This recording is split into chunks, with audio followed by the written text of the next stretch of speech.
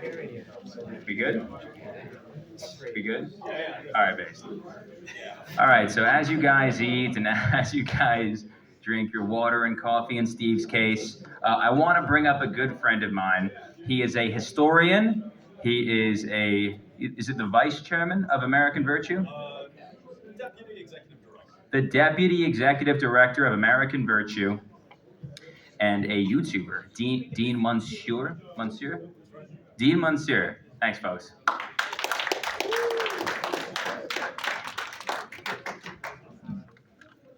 I always feel a deep sense of pride giving a speech in my home state. You know, a lot of folks, I've given speeches all over the country at this point. And a lot of folks all over the country, they really put down New York. Even some of our fellow New Yorkers put down New York. And it's understandable, you know, the policy in New York can sometimes be too much. Too much taxes, too much crime, too much incompetence from our bureaucracies and politicians. And this place changes too quick too. You know, my home neighborhoods have changed a lot since I was a kid. They've changed a lot since my neighbors were kids, and they've changed a lot since my parents were kids. Change is natural, all right. But there's changing for the better and there's changing for the worse. And I think we can objectively say things are changing for the worse. You know, things are more expensive than ever. Our money's weaker than ever, actually. The streets are dirtier, heck, even the buildings are uglier. You know, criminals walk out of court scot-free. School costs an arm and a leg for an education that isn't even worth subway fare.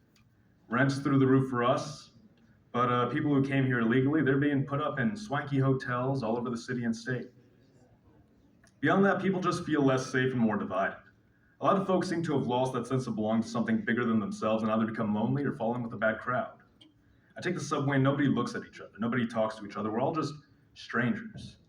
You have a homeless guy ranting and raving down the subway cars, begging for money, or causing a scene, and most people pretend nothing is going on. We would rather refuse to acknowledge a problem or avoid it entirely than actually solve it. That's true for more than just the subway. How often do we turn a blind eye to something that is so evidently wrong, just because we refuse to acknowledge it? We got problems. Our home is a mess. But it's our home. No one's gonna clean it but us. No one who isn't one of us could understand what it's like to look at Brighton Beach, or Astoria, or Hempstead, or Albany, and despite all their flaws, know that nowhere is home like New York is home. That's why you hear all this shouting from the other states, move to Texas, move to Florida, move to Georgia, because they can't understand what it's like for New York to be somebody's home. Home to them is countryside, dirt roads, and Confederate flags. Look, to each their own, but they know we're different. They're the real Americans and we're just Yankees. To them, New York is a business center, and the South is where everybody should be living. Look, they're well-meaning and they're great people, but they don't understand us. Home to me is right by the Hudson River.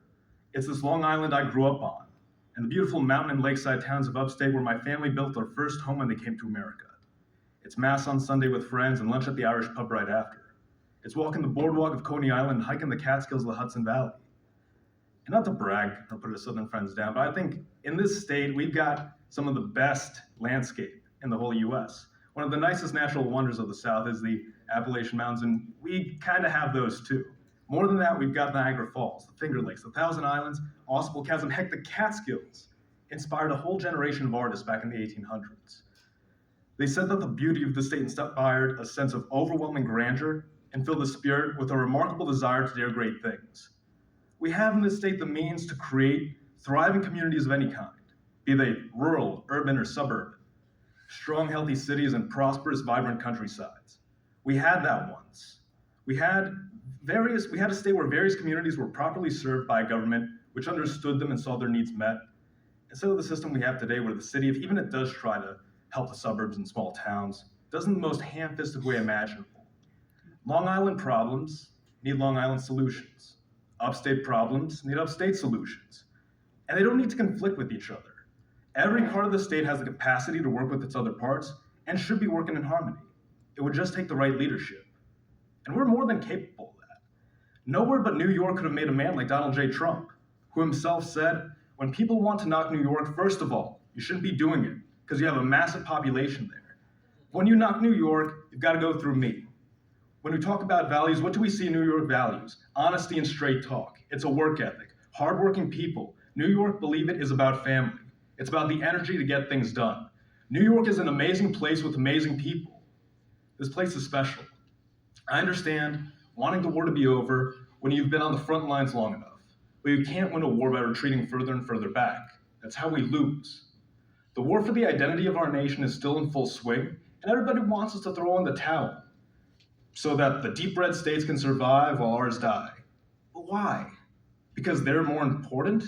All the political, economic, and cultural powers in states like ours that have big cities, states like New York, Pennsylvania, New Jersey, and Massachusetts, they all matter just as much as any other state, red or otherwise. This isn't a question of this state or that state, it's all or nothing. We deserve to continue to exist as New Yorkers, and we have a right to not just good policy, but great policy. States like ours carry the country, and if the country is falling behind, it's only because we are. Can you imagine an America in decline if New York was strong and governed by capable politicians? Hell no. We'd be using our power to pull the rest of the country all by ourselves. It's what we've always done. We are a national leader. That's our birthright. And to throw it away, settle down in the middle of nowhere because we refuse to fight, that's the ultimate betrayal. They used to say in the ancient world that there was no greater honor than to call yourself a citizen of Rome. I tell you today that there is no greater honor than to call yourself a citizen of New York.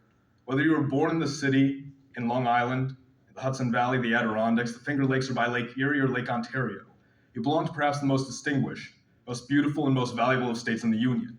A state that is worth fighting for. A state that we have the honor to call home.